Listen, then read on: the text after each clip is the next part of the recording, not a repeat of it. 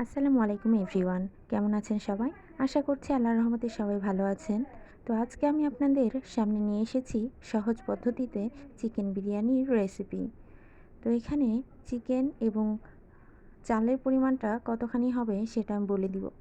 এখানে রসুন কুচি করে নিয়েছি, আদা কুচি করে নিয়েছি, পেঁয়াজগুলোকেও ভালো করে কুচি করে নিয়ে আলুগুলোকেও ডুমো করে কেটে নিয়েছি। এখন গোটা মশলা জিরা, সাদা এলাচ, দারচিনি এবং তেজপাতা নিয়ে নিয়েছি।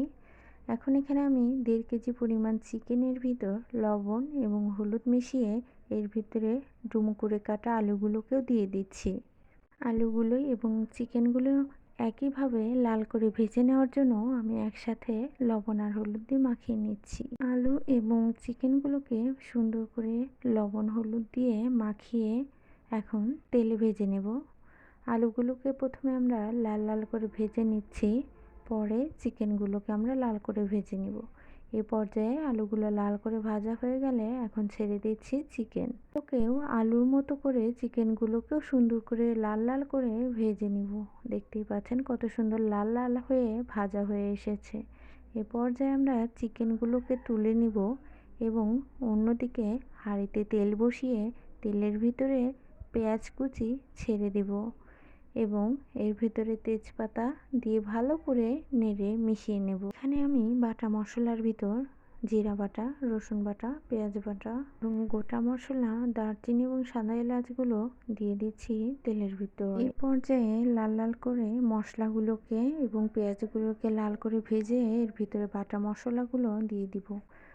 রসুন বাটা, জিরা বাটা, পেঁয়াজ বাটা সব বাটা মশলাগুলোকে দিয়ে এখন আমি 1 কেজি পরিমাণ চাল নিয়ে নিয়েছি, তা দিয়ে ভালো করে মিশিয়ে নেড়ে নিব যতক্ষণ না পর্যন্ত লাল করে ভাজা হচ্ছে। যখন দেখবেন চালগুলো আর পাতিলের গায়ে লেগে যাচ্ছে না, সে পর্যন্ত নাড়তে থাকবেন।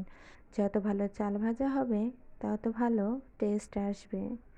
তো এই পর্যায়ে আমরা অন্যদিকে পানি গরম বসিয়ে দিয়েছি যাতে বিরিয়ানিতে তাড়াতাড়ি হয়ে যায়। এখন আমরা চিকেনটাকে কষা কষা করে কষিয়ে নেব। প্রথমেই তেলের ভিতর জিরা ফোড়ন দিয়ে পেঁয়াজগুলোকে ছেড়ে তেজপাতা দিয়ে নেড়ে নিব ভালো করে। এখন বাটা মশলাগুলো একে একে দিয়ে দিব। রসুন বাটা, পেঁয়াজ বাটা, আদা বাটা সব বাটাগুলো একসাথে দিয়ে ভালো করে ভেজে নিতে হবে। যতক্ষণ না পর্যন্ত মশলাগুলো ভাজা হয় ততক্ষণ পর্যন্ত আমরা ভালোভাবে নেড়ে চেড়ে নেব যাতে মশলাটা থেকে সুন্দর সুঘ্রাণ বের হয়। এখন আমরা মশলা নাড়ার পর্যায়ে দেখতে পাচ্ছি তেলগুলো উপর দিয়ে ভেসে উঠেছে। সেই পর্যায়ে আমরা আরেকটু মশলা কষিয়ে এই পর্যায়ে আমরা গুঁড়ো মশলাগুলো দিয়ে দিব। হলুদ গুঁড়ো, শুকনো মরিচের গুঁড়া এবং এই পর্যায়ে আমরা স্বাদ মতো লবণ দিয়ে নিব। যেহেতু আমরা পরে আবার লবণ দিব, সেক্ষেত্রে আমরা লবণ দিয়ে ভালোভাবে মশলাগুলোকে আবার কষিয়ে নিব। এই পর্যায়ে আমরা একটু পানি দিয়ে নিব, বেশ বেশি করে দিয়ে দিয়েছি একবারে, যাতে এই পানিতে চিকেনগুলো একদম কষা কষা হয়ে যায়। তো এই পর্যায়ে এখন আমরা অন্যদিকে ভাজা চালগুলোর ভিতরে ভালো করে নেড়ে চেড়ে বলক ওঠানো গরম পানি যে বসিয়েছিলাম আগে, সেই পানিগুলো দিয়ে একটু নেড়ে নিব। পানি যতক্ষণ না পর্যন্ত বলক আসে ততক্ষণ আমরা ওইদিকে চিকেনগুলোকে ভালো করে কষিয়ে নেব যাতে হাফ সেদ্ধ হয়ে যায়। এদিকে চিকেন আর আলুগুলোকে দিয়ে দিয়েছি। এই পর্যায়ে ভালো করে নেড়ে চেড়ে চিকেনের গায়ে যাতে মশলাগুলো ভালো করে যায়, এই জন্য আমি একবারে পানি দিয়েছিলাম। এখন আমরা চিকেনগুলোকে উল্টে পাল্টে ভালো করে নেড়ে নেড়ে কষিয়ে নিব।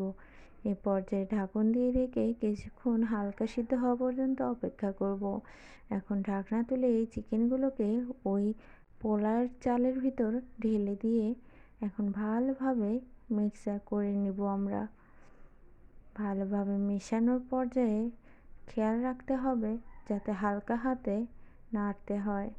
এখন সেই পর্যায়ে হালকাভাবে নেড়ে চেড়ে সুন্দর করে বিরিয়ানিগুলোকে উল্টিয়ে পাল্টিয়ে মিক্সার করে নিতে হবে যাতে চিকেনগুলো আর চালগুলো ভালোভাবে দুইটাই মিলে যায়। এখন মিডিয়াম ফ্লেমে এই বিরিয়ানিটিকে রেখে ঢেকে চুলাটা একটু কমিয়ে দিব যাতে মিডিয়াম আঁচে বিরিয়ানিটি হয়ে যায়। কিছুক্ষণ পর আধা ঘন্টার মতো প্রায় অপেক্ষা করেছি। তারপর এই যে এই অবস্থায় রয়েছে। এখন বিরিয়ানিটি একটু নেড়েচেড়ে আর একটু ঢেকে দিতে হবে। এখন এই পর্যায়ে আরেকটু ঢাকা দিয়ে দিব। ঢাকনা খুললে এই যে আমাদের বিরিয়ানির লুক, দেখতেই পাচ্ছেন কতটা সুন্দর এসেছে এবং লোভনীয় হয়েছে। তো আপনারা অবশ্যই বানাবেন। এই পর্যায়ে আমার ভিডিওটি ভালো লাগলে লাইক, কমেন্ট, সাবস্ক্রাইব করে পাশে থাকবেন। আল্লাহ হাফেজ।